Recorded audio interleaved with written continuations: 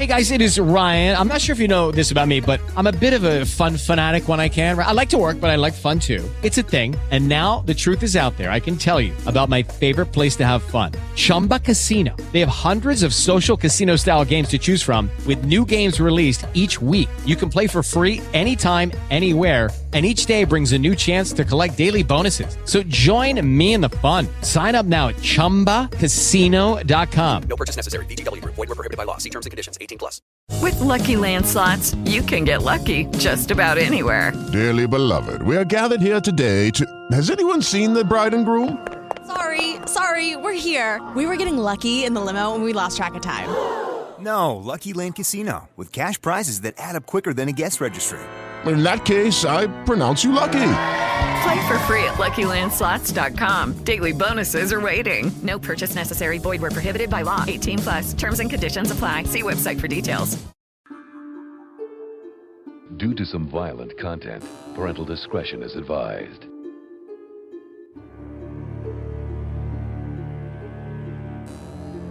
In the year 247 in the age of judges, Vartan was summoned home by a letter stating that his father has died under mysterious circumstances.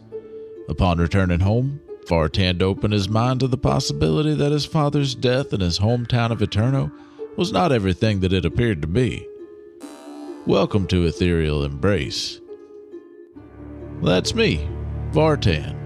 I'm glad that Baya and Ovyck talked me into preparing. I don't think that trail mix would have lasted me.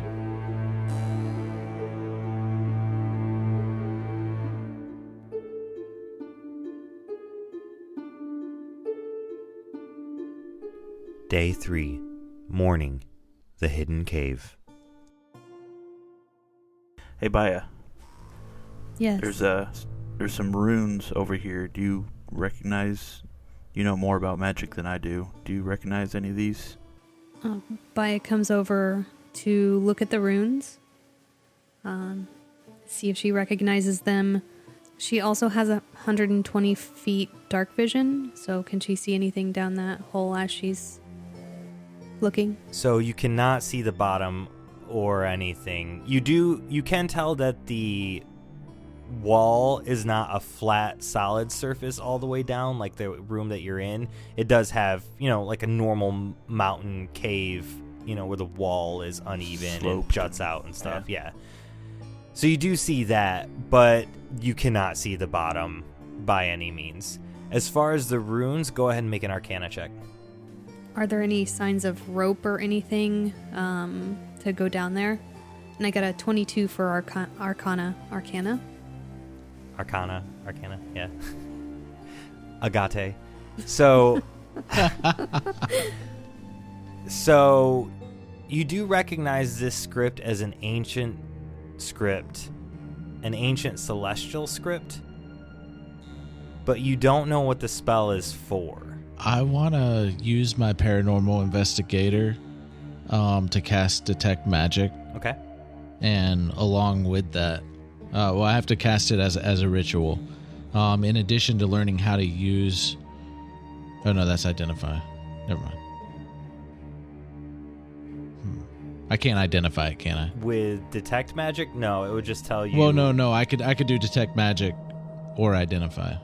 Oh. Would Identify work for that? Or is that just Detect Magic? Is it just Identify Magic? Yeah, it's an Identify spell. Usually that's for items. Or is that just a magic item? Yeah, usually that's for magic items. It tells you what their abilities are. Oh, okay. I mean, it would tell you on a... Yeah, or magic imbued object. Oh, I don't know if the wall would be that. Identify... I guess Identify would work if you cast Identify. Well, I think... I'm trying to go to the schools of magic and see which one would be. If it helps, Baya speaks Celestial. Oh, yeah, I'm sorry. Yeah, do that. If you know Celestial. It is a mixture of a divination and an enchantment for both the schools. It's like a mixture of the two schools. And it's in an ancient celestial text even. So like our version of Latin. Latin would be what you're trying to read right now for Celestial. Are there? I assume that are there pebbles laying around, like medium sized. I want to take one and cast light on it and chuck it down the hole. You cast light on it, and the runes across the floor all light up once you cast light. They don't suck the magic out of the stone like you did, but they light the entire room. And you can tell when you do that, before you chuck it down the hole, the abyss, the hole, you can tell that this enchantment, this line of runes goes from one side of this entire big area all the way across the room to another side, and there seems to be it seems to actually go into the cave walls as well. And you can tell that there are partial runes on each end of that line, of that arc, for these symbols. So it's So it's like somebody wrote the runes and then put the mountain on top of it. Yes, that is exactly what it is like. And then you chuck the stone down. Tell everyone to back up. Take a few steps just in case. But then yes. All right, so you chuck the stone down, and then the Balrog wakes up. No, you chuck the stone down, and it goes for a long while, probably 500 feet, and then it seems to either land in some water or land in a cloud, but it doesn't like fade slowly into a nothing. It blips out completely. Okay. So you know that it disappears into something. It doesn't hit the ground. It disappears into something. Okay. Anybody got 500 feet of rope? Go ahead, Ovyck, and I guess if all of you were probably listening quietly for the rock to do something, all three of you can make a perception check to see if you can tell what happens. 16. 17. 8. Okay. I rolled a 1. So Vartan doesn't hear it, but Ovyck and Baya, you do hear a splash of water as the rock comes into contact with the pool at the bottom of the chasm. Man, these runes are lit up pretty bright. I'm distracted by the shiny lights. Yeah, they shine bright like a diamond.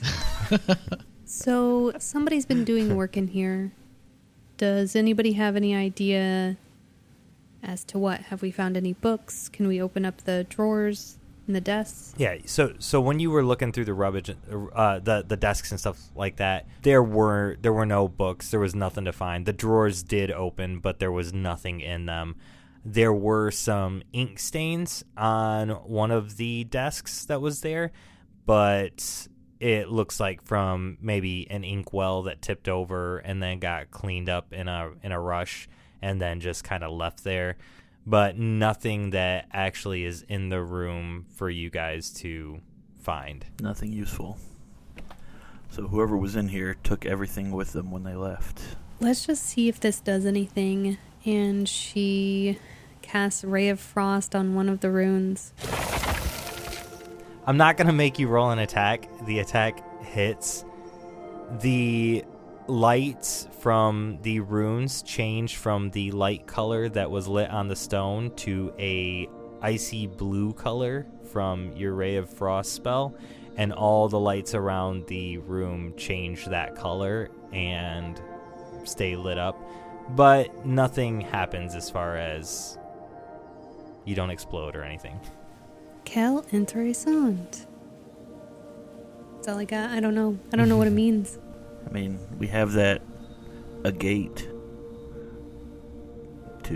it dispels. We could try it. Is it just one use? We'll say, yeah, so you're supposed to throw it and up to 30 feet, and it explodes in a 10-foot radius, a sphere of magical energy that impacts that opens up on impact, and it does destroy the spell or the stone when you use it. Okay. Well, odds are this is higher than a 5th level anyways, so we probably don't want to waste the stone. So, any other ideas? She shocking grass the room. I mean, what color is that? You think purple? Lightning? Lightning? I would say yellow. Okay, so yep, the runes change to a yellow lightning color. It's just is that a really fancy lighting system. Yeah. They have raves in here. You just got a caster just blasting out different cantrip spells, changing the colors. Is there anything else you guys want to try before the next thing happens? I don't think so. None of us read Ancient Celestial. So it's an incomplete spell anyway. So even if you could under the mountain. decipher it, yeah. All right. Well, I guess head back towards the main room. There's nothing else in here. Ovyck, as soon as you say head back towards the main room, an alarm goes off in all of your heads. And Vartan, what's the noise the alarm makes? I don't. I was thinking of like a wah wah wah, but then a ice cream truck like tune popped in my head. So, like maybe bells or chimes like that. Like the Pop Goes the Weasel song that's on like every ice cream truck. Yeah, the Pop Goes the Weasel. All right. Perfect. All right. So Pop Goes the Weasel starts going off in your heads, all of you, and you are, like I said, a 12-minute walk, but it would be kind of dangerous to try and run. So there would be a survival check to try and run back, but 12-minute walk to get back to where your alarm is going off right now. Yeah, we can walk, get prepared, sneak up on them. Yeah. A brisk walk the first 10 minutes. Then a slow walk the last 2. Yeah. All right, so you guys brisk walk the first 10 minutes, and it actually gets you there a little bit closer to that 10-minute mark. But you guys start coming up where you recognize you are one curve away from getting to the entrance of the cave area. I'm going to put out my lantern and use them to guide me. Okay. How do you guys want to go into this room? Probably creep up to the corner where the tunnel bends and peek around first to see. We don't want to just run into the room screaming, do we? Well, no. during our brisk walk, Baya would have told them that she can cast darkness when they get closer. So a 60 feet worth of darkness, and she can see through it. Yeah, sounds good to me. And I can't see. Non-magical darkness negates dark vision, doesn't it? Yeah. Yeah. Or magical darkness. Magical darkness. Yeah. You know her darkness. Yeah. The only problem is that it's going to blind both of you, but maybe we can hear. I can see who they are without them seeing who we are. But worst case scenario, we can, run back. I guess I'll go ahead and adjust my eyes to the dark, and I'll put out the lantern. I don't know. Instead of... I mean, we can sneak around and look. That might be the safer action. But just know that if it comes down to it, I'm prepared to cast that to save our lives. Yeah. No matter what your thoughts are. I like the idea of using it to escape if we need to. If we bust in there and there's 50 insane cultists or something, cast darkness and retreat. But I think we should see what we're up against. Okay. So is that the plan? Ovyck and Vartan draws their weapons. Vartan puts out the lantern, and Baya readies an action to cast darkness. Yeah. Yeah. Then creep up to the corner of the last turn or whatever, and peek around see what we can see in the cave. Okay, so I'm going to need 2 checks from you guys. The first check that I'm going to need is stealth, and roll it with advantage. Oh, sweet. I have disadvantage, so it's just normal. I rolled a 12. 15. 19. Okay, so all 3 of you feel like you're being pretty stealthy and doing well. And then I need a perception check just as you're coming coming close to the entranceway. Ugh, 8. 12. 21. But I'm blind. Okay. How does that work? Actually, Baya and Vartan would both hear this. As you're coming up to the room, you hear someone say, "I told her that we would be able to find something in here. She didn't believe me. She told me not to come here. And I almost believed her. Can you believe this?" And you hear another voice say, "Yes, now please be quiet." Do I recognize the voices with that 21? Yes, it is Brass Cane and Bastille. Really? So it sounds like, I couldn't really tell them this. Unless I am trying to whisper and stealth whisper. But yeah, let's say that I get really close into their heads and whisper. Maybe they're just checking this area out because they're doing like reconnaissance. I really don't think that their feet... Can I see if their feet are the same size as the footprints that we saw before? Yeah, you would... No, that's a really good call out. Their feet are both smaller than the footprints that were left there before. Yeah, I think that they're just doing the same thing we're doing. Yeah, I agree with you. I mean, somebody said they wouldn't find anything down here. I don't know who that could be. Should we talk to them or? Well, what other she back? do we know that hangs out with those two? Magno. Yeah? Yeah. Maybe Emery. Oh, yeah, I know not of Emery. Well, we could announce our presence. Or just watch them. What do you think, Ovyck? This is... You know Brass Cane better than the 2 of us. If you feel safe walking out and saying hi, then... I'm going to let you make that decision. Are they still talking? No, Brass Cane told Bastille to shut up, essentially. After a few... are you guys waiting or... Yeah. Waiting to determine this? All right, so after a few seconds, you can hear Bastille say say something. He says, It seems like it's drawing my magic toward that room. Do you see this, Brass Cane? Brass Cane says, "Shut up." Okay, that's weird. They're just as unfamiliar with this place as we are. That's what it sounds like. Why is Brass Cane telling him to shut up? Baya, you can see Brass Cane, right? You can see them now once they get close to that room. Yep. So Bastille has light on an orb, so he's holding a sphere in his hand, and it has light on it, and it is currently pulling the magic away from that orb like it was with you guys the night before. Brass Cane is walking around the room now looking for any potential threats that he could possibly see, and he's actually making his way toward you right now. I think that we should announce our presence before they suspect find us. Crouching in the dark. Yeah. Okay, I'm gonna light my lantern back up and step out. Be like, "Hey, I guess y'all found your way down here too." By Greyhawk's hammer, holy hell, man!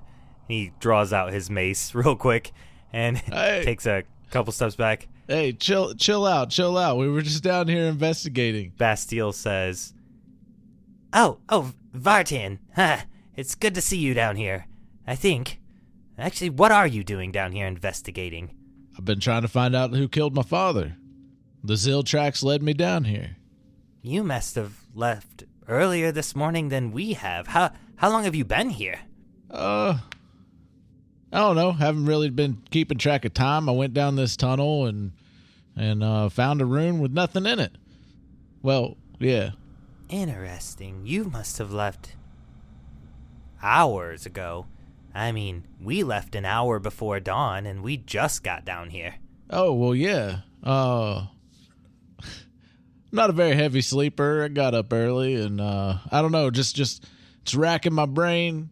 My father dying, and I want to find his killer, and I don't know. I'm just not really able to sleep.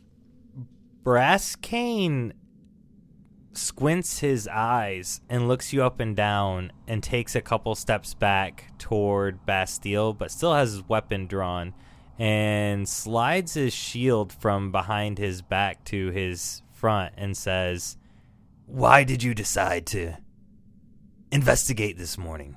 Why didn't you tell anyone you were coming here? Why didn't you tell me?" I told you I was going to be investigating stuff last night. I told you, hey, keep things between us. Come talk to me. Like, I'm going to be investigating into this. Like, this is all part of my plan. I told you. He eyes you up and down and says, "What is this thing?" And he motions with his head toward the teleportation circle on the floor. I can try and answer that. Yeah, go for it. Best we know is that it is a summoning circle. It seems to draw magic into it. We saw 2 sets of footprints leading towards here, plus Zill footprints leading out. That's as far as we've gotten, unfortunately. But yeah, you're right, Bastille. It does seem to pull magic into it. Yeah, that's why I lit this up, because the light went out on it. Brass Cane says, "You're not trying to activate this now, are you?" Oh, goodness, no. I don't even know how to activate it. Never. You saw us fighting against the Zill at the farm. We don't want this to continue. And we're thinking that this has to have something to do with Kyrion's death. I mean, I can roll deception because I am lying. You're omitting. Yeah. I mean, 15. 15? Damn. And he rolled a 2. So between what Vartan and what Baya says, he stops for a second, and Brass Cane lets out a sigh. "Sorry, friend. It's trying times." And he puts his shield back on his back and puts his mace into his little holster for it. I couldn't help but overhear as I was walking up that you said that somebody told you not to come here. Bastille says, "Oh, yes. That was me. I was having conversation last night about tracking these footsteps back with Telmika, and she just went on about how it was a waste of time. She said I shouldn't be throwing my life away in case those Zill come back and eat me. Like I should be afraid of some silly monsters. I told her they only come out at night and we would be here in the morning, but she just would not let it go." Well, touch the tip of my hammer and be like, yeah, they go down pretty easy. "I told her I was bringing Brass Cane with me, but she was convinced I would die." Interesting. Did y'all bring any more people here? Like, anybody guarding the exit? "No, it's just the 2 of us. Well, and you now." Oh, yeah. Brass Cane stops for a second and thinks, "There was a really tight spot back there. For a little while. Even I had a hard time with it. How did you squeeze through there?" Do we just tell him? Can't furbolgs change their size? I don't think so. I thought they had an ability to, because they're like 10 feet tall. I thought they had a racial ability I to got shrink. this. Like, we have a hidden step where we can magically turn invisible. Brass Cane, I'm not sure if you're aware of this since you've never really left the city, but they sell an assortment of corsets all over the place in the next town. There's like 5 different shops of all the types of corsets that you could want. They're super, I mean, they tighten you. I was not aware. It works, you say? Yeah. And he looks down at his dwarven beer belly. Yeah. It kind of got ripped up, and I tossed it down this abyss well thing down this way. By the way, Bastille, do you know how to read? What was that? What was that stuff again? Oh yeah, it was ancient celestial. Yeah, that. I may have some experience in it, but are you feeling okay? Yeah. Oh, all right. Maybe we should take a look at you real quick before we carry on anywhere. Do you need any healing, Vartan? No, I'm feeling pretty good. Oh, okay. If you're sure, then I will believe you. You say there are scripts somewhere? Yeah, they're real big. They light up. Interesting. Brasscane, we should very much investigate this. I would love to see what he's talking about. Brasscane says, "Yeah, let's see what he's found." All right, so we go back. All right, so you guys lead them back to the area, and we won't have to go through a whole bunch of stuff here. Bastille takes some time going over it. He does bring a couple books with him where he tries to reference some of the different symbols that are there, but none of them really come together in that format, in that same incantation that is scrawled on the floor. So he does find a few of the runes that do match, but putting them, there's no order or no incantation that he has that shows what kind of spell this is. And these are more like hieroglyphics in that the runes can mean they can mean different things, rather. So they're not like translatable to a specific word. It is just runes of power from that old version of Celestial. And after a little while, he stops researching and starts scribbling the runes into the blank pages of his book. And he does say, just as he's finishing up, If you look at the beginning of the wall and then the end of the wall, it does appear that the 2 runes that start this and end this are the same. And I can't really confirm this without more data, but I believe this might actually be a pattern. One entire pattern that continues going on. Maybe this section right here is the entire incantation, and I just need to find this section. And it continues going into the mountain for some reason? How odd. Hey, Baya, show him how it changes colors. She pulls out, she asks if she can, I wonder if I can use ice knife. No, not ice knife. Green flame blade. Yeah, green flame blade. Yeah, you got cantrips, right? Yeah. Green flame blade. And just pulls out a dagger and stabs the rune. So what does green flame blade It's a fire. look like?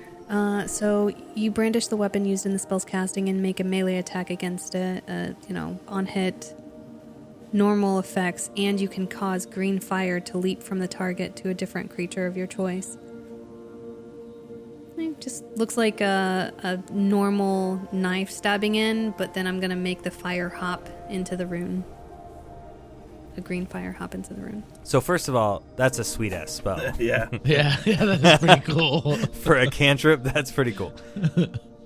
But yeah, so the runes, once the green fire hits it, all of the runes turn from that yellow that was from your last lightning spell to the green from your green flame blade spell and change the entire thing. Arcs and lights up. Now that was cool. Brasscane says, "That was cool." And Bastille says, "I wonder how far this goes into the mountain. Strange." And he starts walking over toward the edge. "And how far down does this go?" We're guessing about 500 feet. We took a pebble, put a light spell on it, and dropped it, and it kerplunked into some water, it seems like. About 500 feet down. Interesting. This might just be part of the normal cave formation, but this room clearly is not. And Brasscane is a dwarf, and he rolled really, really well. Brasscane says, "No, this room was made by dwarven hand. This is one of the dwarves' work, or, from the looks of it, a lot of them."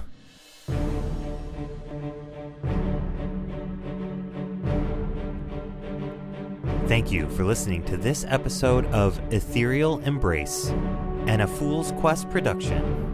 Vartan the Furbog Fighter is voiced and played by Adam Culbertson.